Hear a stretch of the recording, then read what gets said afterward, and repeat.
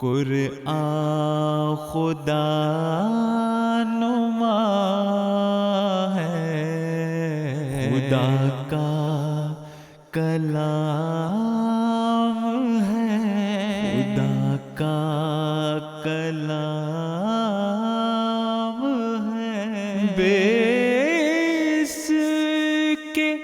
معرفت کا چمن نا تمام ہے، نا تمام ہے، نا تمام ہے۔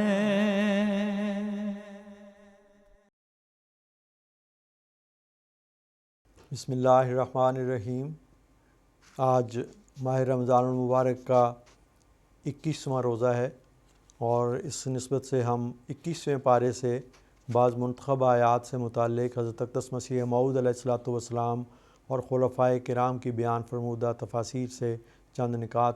آپ کے سامنے رکھیں گے۔ جیسے کہ پہلے بھی عرض کیا گیا،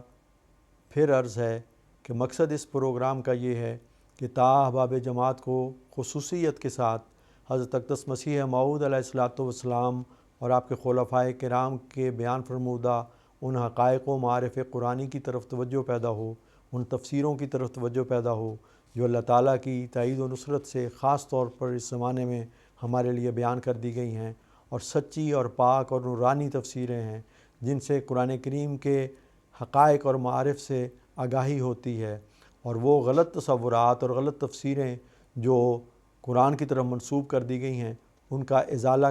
کیا جاتا ہے، اور ازالہ کرنے کی اور ان کا جواب دینے کی اہلیت پیدا ہوتی ہے۔ تو اس غرض سے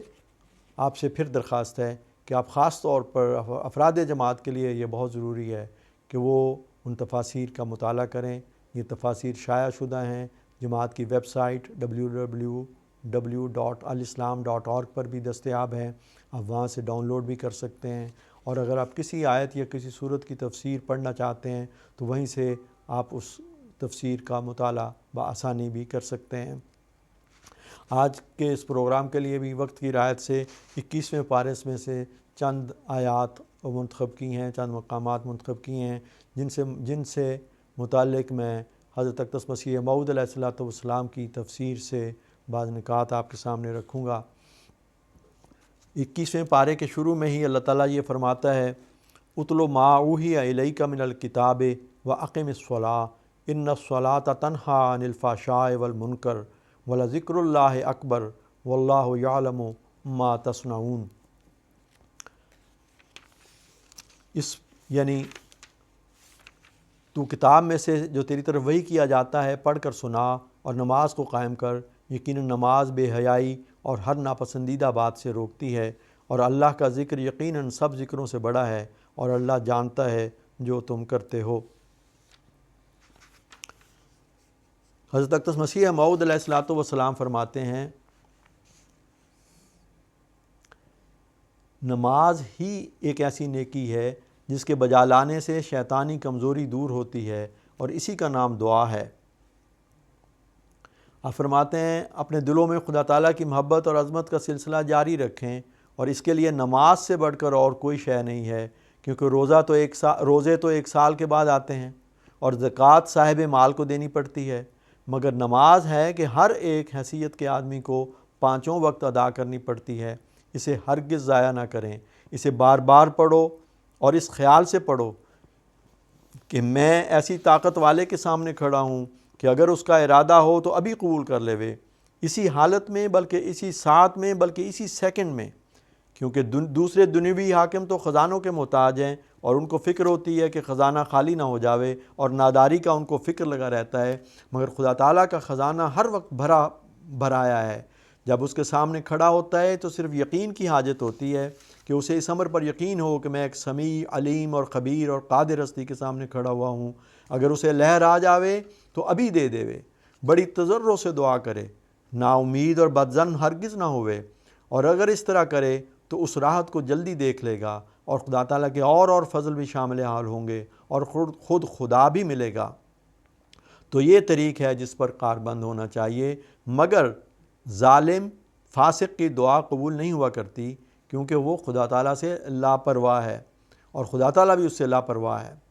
فرماتے ہیں ایک بیٹا اگر باپ کی پرواہ نہ کرے اور ناخلف ہو تو باپ کو اس کی پرواہ نہیں ہوتی تو خدا کو کیوں ہو۔ تو اگر ظالم ہے، ظلم کرتا ہے، لوگوں کے حقوق دباتا ہے، کسی بھی رنگ میں ظلم کرتا ہے اور فاسق ہے، اللہ کی نافرمانی کرتا ہے، تو اس کی دعا کی قبولیت کا کوئی وعدہ نہیں ہے۔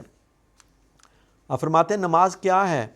یہی کہ اپنے عز و نیاز اور کمزوریوں کو خدا کے سامنے پیش کرنا اور اسی سے اپنی حاجت روائی چاہنا، کبھی اس کی عظمت اور اس کے احکام کی بجاوری کے واسطے دست بستہ کھڑا ہونا، اور کبھی کمال مذلت اور فروتنی سے اس کے آگے سجدے میں گر جانا، اس سے اپنی حاجات کا مانگنا، یہی نماز ہے۔ فرمایا انسان ہر وقت محتاج ہے، اس سے اس کی رضا کی راہیں مانگتا رہے اور اس کے فضل کا اس سے خواستگار ہو، کیونکہ اسی کی دی ہوئی توفیق سے کچھ کیا جا سکتا ہے۔ اے خدا ہم کو توفیق دے کہ ہم تیرے ہو جائیں اور تیری رضا پر کاربند ہو کر تجھے راضی کر لیں۔ خدا کی محبت، اسی کا خوف، اسی کی یاد میں دل لگا رہنے کا نام نماز ہے اور یہی دین ہے۔ فرماتے ہیں کہ یہ 5 وقت تو خدا تعالیٰ نے بطور نمونے کے مقرر فرمائے ہیں، ورنہ خدا کی یاد میں تو ہر وقت دل کو لگا رہنا چاہیے اور کبھی کسی وقت بھی غافل نہ ہونا چاہیے۔ اٹھتے بیٹھتے چلتے پھرتے ہر وقت اسی کی یاد میں غرق ہونا بھی ایک ایسی صفت ہے کہ انسان اس سے انسان کہلانے کا مستحق ہو سکتا ہے اور خدا تعالیٰ پر کسی طرح کی امید اور بھروسہ کرنے کا حق رکھ سکتا ہے۔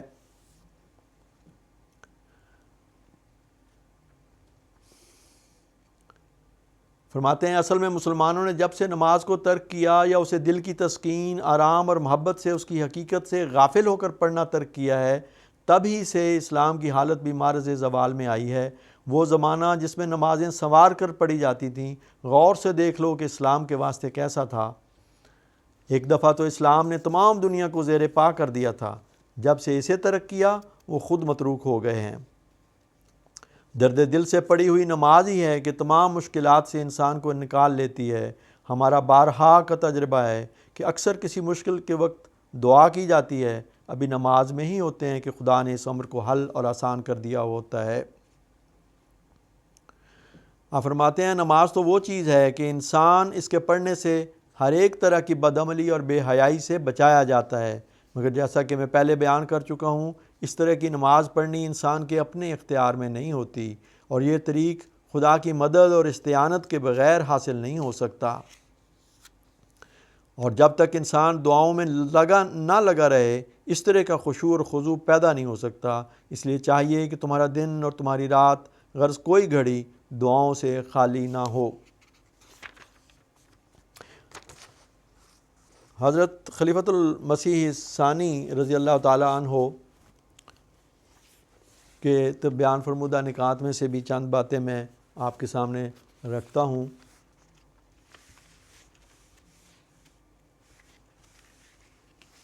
حضور فرماتے ہیں کہ قرآن کریم سے فائدہ اٹھانے کے لیے ضروری ہے کہ اسے ان مراتب میں سے گزارا جائے جس سے اس کے مضامین ہضم ہو جائیں۔ بس قرآن کریم پڑھنے کے بعد سوچنے کی عادت ڈالو اور سوچنے کے بعد اس پر عمل کرو۔ اگر تم ایسا کرو گے تو تم ایک زندہ اور فعال قوم نظر آنے لگ جاؤ گے اور دنیا تمہیں دیکھ کر حیران رہ جائے گی۔ تم اس بات پر فخر نہ کرو کہ تمہارے پاس قرآن کریم موجود ہے۔ اگر تمہارے پاس قرآن کریم موجود ہے تو سوال یہ ہے کہ تم نے اس سے کیا فائدہ اٹھایا۔ اگر تم قرآن کریم پڑھ کر اس سے فائدہ اٹھاتے ہو تو تم سے بڑھ کر خوش قسمت اور کوئی نہیں، اور اگر تم اس سے فائدہ نہیں اٹھاتے تو تم سے بڑھ کر بدقسمت بھی اور کوئی نہیں، کیونکہ تمہاری جیبوں میں سونا بھرا ہے مگر تم اس سے کوئی فائدہ نہیں اٹھا سکے۔ حضور فرماتے ہیں یہاں جو اتلو فرمایا ہے کہ اتلو ما اوحی الیک، فرماتے ہیں کہ اتلو کہہ کر اللہ تعالیٰ نے صرف قرآن کریم کے پڑھنے اور اس پر عمل کرنے کی طرف توجہ ہی نہیں دلائی، بلکہ اس امر کی طرف بھی توجہ دلائی ہے کہ تم قرآن کریم کی تعلیم دنیا کے تمام غیر مذاہب کے سامنے پیش کرو اور انہیں بھی اسلام میں شامل کرنے کی کوشش کرو۔ گویا تبلیغ میں دوسری چیزوں پر زیادہ زور نہ دو، بلکہ قرآن کریم کے ذریعے سے ہی تبلیغ کیا کرو۔ فرماتے ہیں یہ حکم بھی ایسا ہے جس کی طرف سے مسلمانوں نے اپنی توجہ کو کلیتاً ہٹا رکھا ہے، حالانکہ اللہ تعالیٰ قرآن کریم میں فرماتا ہے وَلْتَكُن مِّنكُمْ أُمَّةٌ يَدْعُونَ إِلَى الْخَيْرِ۔ حضور آیت جاہدم بہی جہادن کبیرہ کا بھی اس ضمن میں ذکر فرماتے ہیں، یعنی اے مسلمانوں تم اس قرآن کے ذریعے دشمنوں سے جہاد کرو کہ یہی جہاد کبیر ہے۔ بس بڑا جہاد وہی ہے جو قرآن کریم کے ذریعے سے کیا جائے اور تبلیغ اسلام پر زور دیا جائے، جیسا کہ حضرت مسیح موعود علیہ الصلوۃ والسلام نے اپنی کتابوں میں قرآن کریم کو پیش کر کے اسلام کی فضیلت اور اس کی برتری ثابت کی ہے۔ آپ فرماتے ہیں اس آیت میں اللہ تعالیٰ نے ہر مسلمان کو توجہ دلائی ہے کہ تم قرآن کریم ہاتھ میں لو اور دنیا میں نکل جاؤ اور خود بھی قرآن پڑھو اور اس پر عمل کرو، اور دوسروں کو بھی قرآن سناؤ اور ان سے عمل کرواؤ، اور پھر جو لوگ اسلام کی خوبیوں سے روشناس نہیں ان کو بھی قرآن کریم کے ذریعے اسلامی انوار اور برکات سے آگاہ کرو، اور کوشش کرو کہ دنیا میں ہر جگہ قرآن کی حکومت ہو، اسلام کی حکومت ہو اور محمد رسول اللہ صلی اللہ علیہ وسلم کی حکومت ہو۔ فرماتے ہیں پھر یہ جو فرمایا اقیم الصلاۃ، فرماتے ہیں قرآن کریم کے پڑھنے اور پڑھانے اور سننے اور سنانے اور قرآن کریم کے ذریعے تمام دنیا کو ہدایت اور راستے کی راہوں کی طرف بلانے کی نصیحت کرنے کے بعد اللہ تعالیٰ فرماتا ہے کہ صرف قرآن کریم سنانا بھی کافی نہیں، اس کے علاوہ اس امر کی بھی ضرورت ہے کہ تو خود ان کے لیے نمونہ بنے اور ان کے لیے دعائیں کرتا رہے۔ پس تو نماز باجماعت کو دنیا میں قائم کر اور نماز میں تمام مومنوں اور غیر مومنوں کے لیے دعائیں کیا کر کہ اللہ تعالیٰ ان کی آنکھیں کھولے۔ پھر اسی طرح حضور نے آگے ان الصلاۃ تنہیٰ عن الفحشاء والمنکر کی نہایت لطیف تفسیر بیان فرمائی ہے۔ حضور فرماتے ہیں غرض اتلو ما اوحی الیک من الکتاب کے مان بعد اقم الصلاۃ اور ان الصلاۃ تنہیٰ عن الفحشاء والمنکر کا ذکر فرما کر اس طرف اشارہ فرمایا کہ بغیر دعاؤں کے پاکیزگی حاصل نہیں ہو سکتی۔ تلاوت قرآن سے تم دنیا کے خیالات بے شک تبدیل کر سکتے ہو، لیکن دنیا میں پاکیزگی بغیر فضل الہی کے نہیں ہو سکتی، اور یہ فضل دعاؤں سے ہی حاصل ہوگا۔ پس نمازیں پڑھو اور دعائیں مانگو تاکہ اللہ تعالیٰ نے جس مقصد کے لیے تمہیں کھڑا کیا ہے اس میں تمہیں کامیابی حاصل ہو۔ تو یہ وہ مضمون ہے جس کی طرف ہمیں حضرت امیر المومنین ایدہ اللہ تعالیٰ بنصر العزیز نے بھی بارہا توجہ دلائی ہے، اور وقتاً فوقتاً آپ اس کی ہمیں یاد دہانی بھی کرواتے رہتے ہیں۔ گزشتہ سال میں حضور نے ذیلی تنظیموں کے انصار اللہ اور خدام الانبیاء کے اجتماعات کے مواقع پر ایک خاص طور پر ایک عہد بھی لیا جس میں تبلیغ کی طرف بہت توجہ دلائی۔ تو یہ جو قرآنی آیات میں مضامین ہیں ان کی روشنی میں ہی ہمارے خلفائے کرام کے خطبات ہوتے ہیں، ان کو غور سے سننا اور ان میں بیان فرمودہ حقائق و معارف قرآنی سے پوری طرح آگاہ ہونا اور اس کے مطابق عمل کرنے کی کوشش کرنا، یہ ہمارے فرائض میں داخل ہے۔ اللہ تعالیٰ اس رمضان کی برکت سے ہمیں اس بات کی توفیق بخشے کہ ہم قرآن کریم کے معانی اور مطالب کو نہ صرف خود سمجھیں اور ان پر عمل کرنے کی کوشش کریں اور اللہ تعالیٰ سے اس کے لیے توفیق اور مدد مانگیں، بلکہ دوسروں کو بھی ان معارف قرآنی سے آگاہ کرنے کے لیے اپنی ذمہ داریوں کو ادا کرتے ہوئے اپنا کردار ادا کریں۔ پھر سورہ العنکبوت کی آیت 49 اور 50 ہے، جس میں اللہ تعالیٰ نے یہ بیان فرمایا ہے کہ اس سے پہلے تو کسی کتاب کو نہیں پڑھتا تھا اور نہ اپنے ہاتھ سے لکھتا تھا، تا باطل پرستوں کو شک کرنے کی کوئی وجہ بھی ہوتی، بلکہ وہ آیات بینات ہیں جو اہل علم لوگوں کے سینوں میں ہیں، اور ان سے انکار وہی لوگ کرتے ہیں جو ظالم ہیں۔ حضور علیہ الصلوۃ والسلام اس بارے میں فرماتے ہیں کہ ان تمام آیات سے حضرت صلی اللہ علیہ وسلم کا امی ہونا بکمال وضاحت ثابت ہوتا ہے، کیونکہ ظاہر ہے کہ اگر حضرت صلی اللہ علیہ وسلم فی الحقیقت امی اور ناخواندہ نہ ہوتے تو بہت سے لوگ اس دعوی امیت کی تکذیب کرنے والے پیدا ہو جاتے، کیونکہ حضرت صلی اللہ علیہ وسلم نے کسی ایسے ملک میں یہ دعویٰ نہیں کیا تھا کہ جس ملک کے لوگوں کو وسلم کے حالات اور واقعات سے بے خبر اور ناواقف قرار دے سکیں، بلکہ وہ تمام لوگ ایسے تھے جن میں حضرت نے ابتدائی عمر سے نشو و نما پایا تھا، اور ایک حصہ کلاں عمر اپنی کا ان کی مخالطت اور مصاحبت میں بسر کیا تھا۔ بس اگر فی الواقعہ جناب ممدوح امی نہ ہوتے تو ممکن نہ تھا کہ اپنے امی ہونے کا ان لوگوں کے سامنے نام بھی لے سکتے جن پر کوئی حال ان کا پوشیدہ نہ تھا۔ اسی طرح فرماتے ہیں بل و آیات بینات فی صدور الذین اوتوا العلم، یعنی قرآن آیات بینات ہیں جو اہل علم کے سینوں میں ہیں۔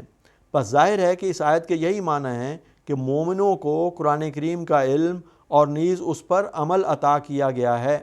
اور جب کہ قرآن کی جگہ مومنوں کے سینے ٹھہرے تو پھر یہ آیت کہ انا نحن نزلنا الذکر و انا لہ لحافظون بجز اس کے اور کیا معنی رکھتی ہے کہ قرآن سینوں سے محو نہیں کیا جائے گا، جس طرح کہ توریت اور انجیل یہود اور نصارہ کے سینوں سے محو کی گئی، اور گو توریت اور انجیل ان کے ہاتھوں اور ان کے صندوقوں میں تھی لیکن ان کے دلوں سے محو ہو گئی،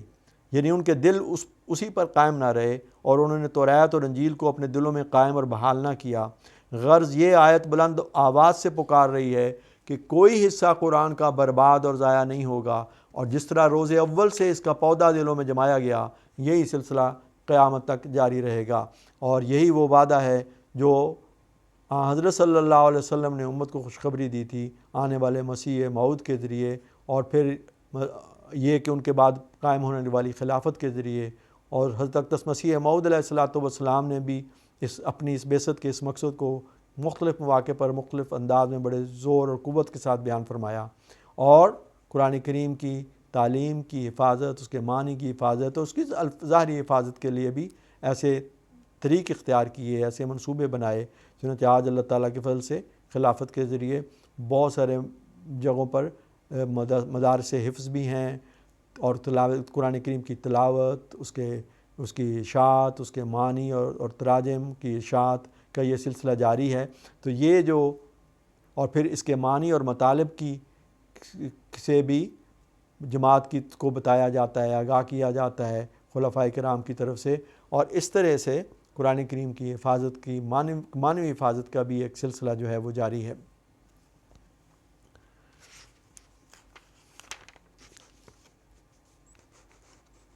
پھر آیت 51 اور 54 ہے جس میں اللہ تعالیٰ فرماتا ہے 51 سے 54 تک کہ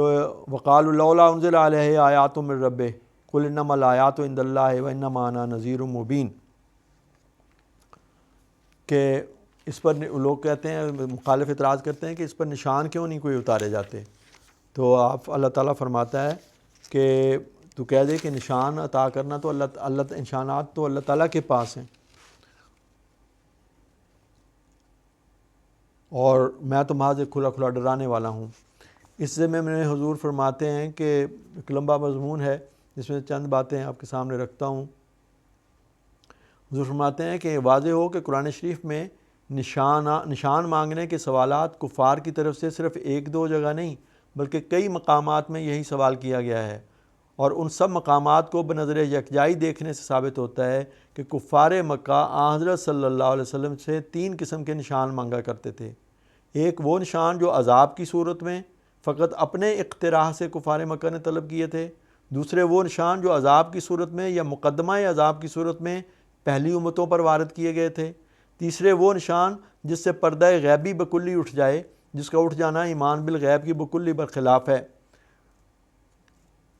تیسری قسم کا نشان دکھلانے سے بکلی انکار کیا گیا ہے، اور خود ظاہر ہے کہ ایسے سوال کا جواب انکار ہی تھا نہ اور کچھ، کیونکہ کفار کہتے تھے کہ ہم تب ایمان لائیں گے کہ جب ہم ایسا نشان دیکھیں کہ زمین سے آسمان تک ایک نردبان رکھی جائے اور تو ہمارے دیکھتے دیکھتے اس نردبان کے ذریعے سے زمین سے آسمان پر چڑھ جائے، اور فقط تیرا آسمان پر چڑھنا ہم ہرگز قبول نہیں کریں گے جب تک آسمان سے ایک ایسی کتاب نہ لاوے جس کو ہم پڑھ لیں اور پڑھیں بھی اپنے ہاتھ میں لے کر، یا تو ایسا کر کہ مکہ کی زمین میں جو ہمیشہ پانی کی تکلیف رہتی ہے شام اور عراق کے ملک کی طرح نہریں جاری ہو جائیں، وغیرہ وغیرہ۔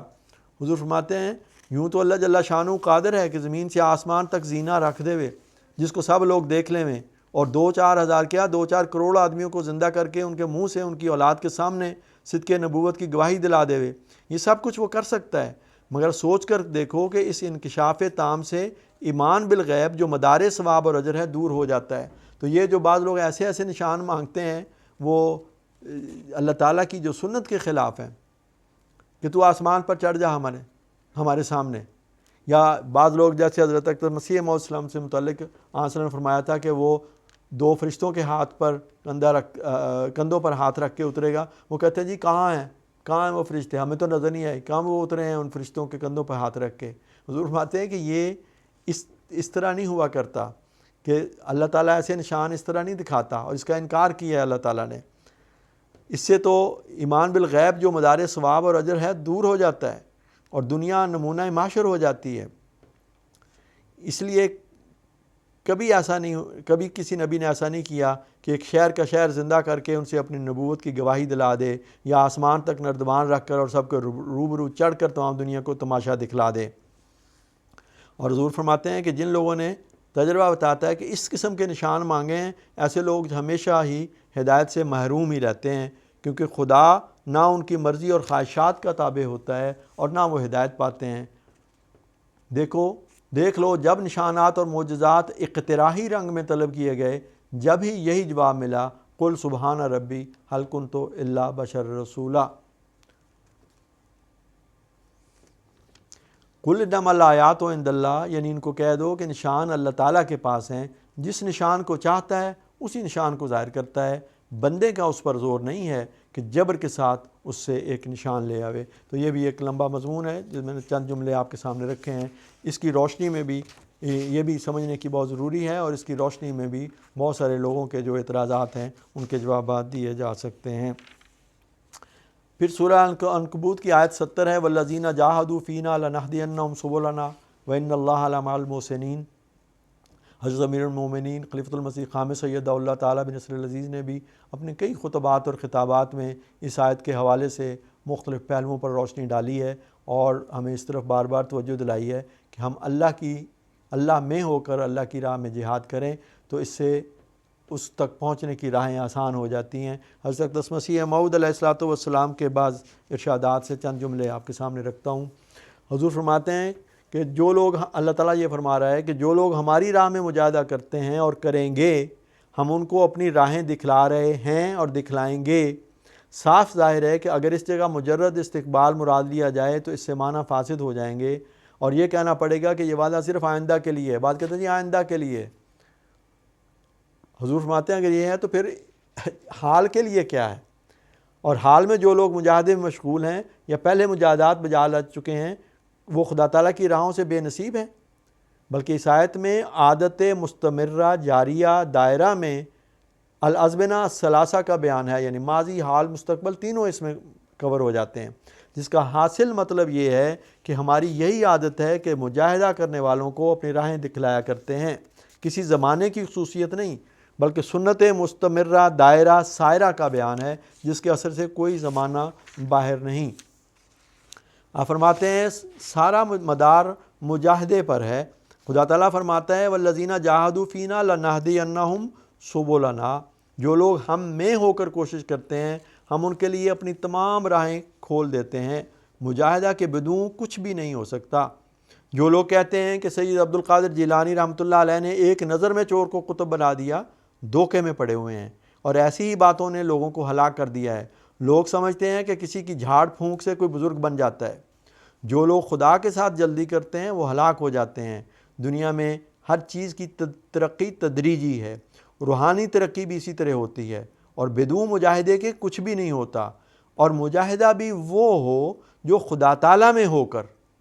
یہ نہیں کہ قرآن کریم کے خلاف خود ہی بے فائدہ ریاضتیں اور مجاہدے جوگیوں کی طرح تجویز کر بیٹھے۔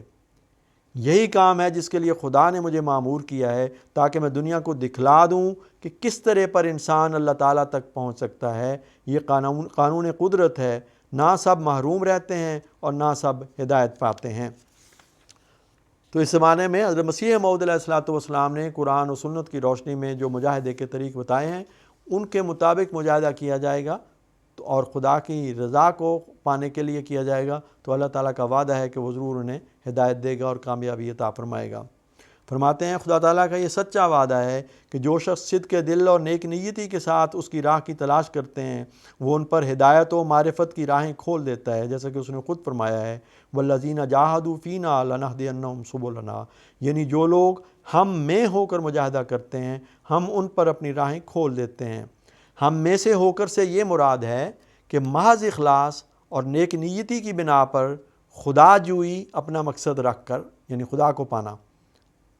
لیکن اگر کوئی استہزاء اور ٹھٹھے کے طریق پر آزمائش کرتا ہے، وہ بدنصیب محروم رہ جاتا ہے۔ بس اسی پاک اصول کی بنا پر اگر تم سچے دل سے کوشش کرو اور دعا کرتے رہو تو وہ غفور الرحیم ہے، لیکن اگر کوئی اللہ تعالیٰ کی پرواہ نہیں کرتا وہ بے نیاز ہے۔ فرماتے ہیں والذین جاہدوا فینا لنہدینہم سبلنا، اس سے معلوم ہوتا ہے کہ اللہ تعالیٰ کی معرفت کے دروازوں کے کھلنے کے لیے مجاہدے کی ضرورت ہے، اور وہ مجاہدہ اسی طریق پر ہو جس طرح کہ اللہ تعالیٰ نے بتایا ہے۔ اس کے لیے حضرت صلی اللہ علیہ وسلم کا نمونہ اور اسوہ حسنہ ہے۔ بہت سے لوگ حضرت صلی اللہ علیہ وسلم کے اسوہ حسنہ کو چھوڑ دیتے ہیں اور پھر سبز پوش یا گیروے پوش فقیروں کی خدمت میں جاتے ہیں کہ پھونک مار کر کچھ بنا دیں۔ یہ بیہودہ بات ہے۔ ایسے لوگ جو شرعی امور کی پابندیاں نہیں کرتے اور ایسے بیہودہ دعوے کرتے ہیں وہ خطرناک گناہ کرتے ہیں، اور اللہ تعالیٰ اور اس کے رسول سے بھی اپنے مراتب کو بڑھانا چاہتے ہیں، کیونکہ ہدایت دینا اللہ تعالیٰ کا فعل ہے اور وہ مشت خاک ہو کر خود ہدایت دینے کے مدعی ہوتے ہیں۔ آپ فرماتے ہیں جماعت کو نصیحت کرتے ہوئے اپنے نفس کی تبدیلی کے واسطے صحیح کرو، نماز میں دعائیں مانگو، صدقات خیرات سے اور دوسرے ہر طرح کے ہیلے سے والذین جاہدوا فینا میں شامل ہو جاؤ۔ جس طرح بیمار طبیب کے پاس جاتا، دوائی کھاتا، مسل لیتا، خون نکلواتا، ٹکور کرواتا اور شفا حاصل کرنے کے واسطے ہر طرح کی تدبیر کرتا ہے، اسی طرح اپنی روحانی بیماریوں کو دور کرنے کے واسطے ہر طرح کی کوشش کرو، صرف زبان سے نہیں بلکہ مجاہدے کے جس قدر طریق خدا تعالیٰ نے فرمائے ہیں وہ سب بجا لاؤ۔ پھر سورہ روم ہے، اس میں دوسری آیت میں اللہ تعالیٰ یہ فرماتا ہے غلبت الروم فی ادنی الارض وہم من بعد غلبہم سیغلبون۔ حضرت امیر المومنین ایدہ اللہ تعالیٰ بنصر العزیز نے گزشتہ سال 2023 میں جو بدر کے موضوع پر غزوہ بدر کے حوالے سے خطبات ارشاد فرمائے ہیں، اسی سیریز میں حضور نے اس آیت کا بھی اور ان آیات کا پر بھی بڑی تفصیل سے روشنی ڈالی، اس میں جو پیش گوئیاں ہیں ان کے کس طرح وہ پوری ہوئیں، اور اس وقت کیسے اللہ تعالیٰ نے پہلے سے جو خبریں دی تھیں وہ جس شان سے پوری ہیں ان کا بھی ذکر فرمایا ہے، اور بھی بہت سارے متعلقہ مضامین پر روشنی ڈالی ہے، ان کا بھی مطالعہ اور ان خطبات کو بھی غور سے دوبارہ سنیں تو ان آیات کے معنی آپ کے سامنے آ جائیں گے۔ حضرت خلیفۃ المسیح رابع رحمہ اللہ نے مختصراً ایک نوٹ آیات 3 تا 7 پر فرمایا ہے کہ سورہ روم کی ابتدائی آیات میں غلبت الروم سے مراد رومی حکومت کا کسریٰ کی آتش پرست حکومت سے لڑائی کے دوران قریب کی زمین میں شکست کھانے کا ذکر ہے، لیکن ساتھ ہی یہ پیشگوئی فرمائی گئی ہے کہ دوبارہ ان کو کسریٰ کی حکومت پر فتح عطا کی جائے گی، اور یہ واقعہ 9 سال کے اندر ہوگا۔ یہ بھی حضرت رسول اللہ صلی اللہ علیہ وسلم کی سچائی کی ایک عظیم دلیل ہے کہ لازماً عالم الغیب خدا نے ہی آپ کو یہ خبر دی تھی۔ انہی آیات میں پھر بالآخر مسلمانوں کے غلبے کی پیشگوئی بھی ہے جو اسی طرح بڑی شان سے پوری ہوئی۔ یہ فتح بھی بضع سنین کے اندر جنگ بدر کے موقع پر عطا ہوئی۔ حضرت اقدس مسیح موعود علیہ الصلوۃ والسلام نے بھی اس پہ بڑی تفصیل کے ساتھ اس کے مختلف پہلوؤں کو روشن فرمایا ہے، اور اس سے جو حضور فرماتے ہیں کہ ایک تو اس زمانے میں وسلم کے زمانے میں یہ پیشگوئی پوری ہوئی، جو رومی مغلوب ہو گئے تھے وہ غالب بھی آ گئے چند سال میں، بضع سنین میں 3 سے 9 سال کے عرصے میں، اور پھر اس کے بعد پھر وہ یعنی یہ بھی خبر دے دی گئی کہ جب وہ دوبارہ غالب آئیں گے تو اس دوران مومن بھی اللہ کی نصرت سے خوش ہوں گے، اور یہ وہی دن تھا جب غزوہ بدر ہوا اور اللہ تعالیٰ نے اپنی نصرت سے مومنوں کو فتح بخشی۔ اور حضور علیہ الصلوۃ والسلام اس میں ایک لطیف مضمون یہ بیان فرما رہے ہیں کہ یہ اس زمانے میں بھی پیشگوئی ہوئی اور آئندہ زمانے کے لیے بھی یہ پیشگوئی ہے۔ فرماتے ہیں جیسا کہ آیت غلبت الروم سے ظاہر ہوتا ہے، حدیثوں سے ثابت ہے کہ روم سے مراد نصارہ ہیں، اور وہ آخری زمانے میں پھر اسلامی ممالک کے کچھ حصے دبا لیں گے، اور اسلامی بادشاہوں کے ممالک ان کی بدچلنیوں کے وقت میں اسی طرح نصارہ کے قبضے میں آ جائیں گے جیسا کہ اسرائیلی بادشاہوں کی بدچلنیوں کے وقت رومی سلطنت نے ان کا ملک دبا لیا تھا۔ پس واضح ہو کہ یہ پیشگوئی ہمارے اس زمانے میں پوری ہو گئی۔ تو حضرت مسیح موعود علیہ السلام کے زمانے میں اس وقت جو عیسائیوں کا غلبہ ہے دنیا میں، یہ حضور فرما رہے ہیں اس طرف بھی اشارہ ہے، لیکن پھر مسیح موعود علیہ السلام کے ذریعے یہ پھر مغلوب ہو جائیں گے، اور سچے اور حقیقی مسلمان جو حضرت صلی اللہ علیہ وسلم کے آنے والے موعود کے ہاتھ پر جمع ہیں اور اس کی غلامی میں ہیں، ان کے ذریعے سے پھر یہ کسر صلیب ہوگی اور دنیا میں حقیقی اسلام کا غلبہ ہوگا۔ تو حضور فرماتے ہیں کہ بہت سارے یہ اس کے پہلو ہیں، کئی دفعہ یہ پیش گوئی پہلے بھی پوری ہوئی اور اس زمانے میں بھی پوری ہو رہی ہے اور آئندہ بھی ہوتی چلی جائے گی۔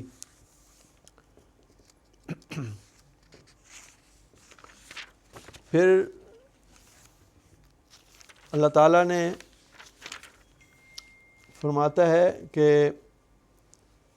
آیت 32 میں منیبین الیہ واتقوہ واقیموا الصلاۃ ولا تکونوا من المشرکین، کہ تم نماز قائم کرو اور مشرکوں میں سے نہ ہو۔ حضور فرماتے ہیں کہ تفسیر حسینی میں زیر تفسیر آیت واقیموا الصلاۃ ولا تکونوا من المشرکین لکھا ہے کہ کتاب تفسیر میں شیخ محمد ابن اسلم توسی سے نقل کیا ہے کہ ایک حدیث مجھے پہنچی ہے کہ حضرت صلی اللہ علیہ وسلم فرماتے ہیں کہ جو کچھ مجھ سے روایت کرو پہلے کتاب اللہ پر عرض کر لو، اگر وہ حدیث کتاب اللہ کے موافق ہو تو وہ حدیث میری طرف سے ہوگی ورنہ نہیں۔ وہ کہتے ہیں کہ میں نے اس حدیث کو کہ من ترک الصلاۃ متعمدا فقد کفر قرآن سے مطابق کرنا چاہا اور 30 سال اس بارے میں فکر کرتا رہا، مجھے یہ آیت ملی واقیموا الصلاۃ ولا تکونوا من المشرکین، اگر نماز قائم نہیں کرتے تو پھر نعوذ باللہ تم شرک کی طرف مائل ہو جاؤ گے۔ تو یہ ہے وہ مضمون جس میں بتایا گیا ہے کہ نماز کی کس قدر اہمیت ہے۔ قرآن خدا نما ہے، خدا کا کلام ہے، خدا کا کلام ہے، بے اس کے معرفت کا چمن نہ تمام ہے، نہ تمام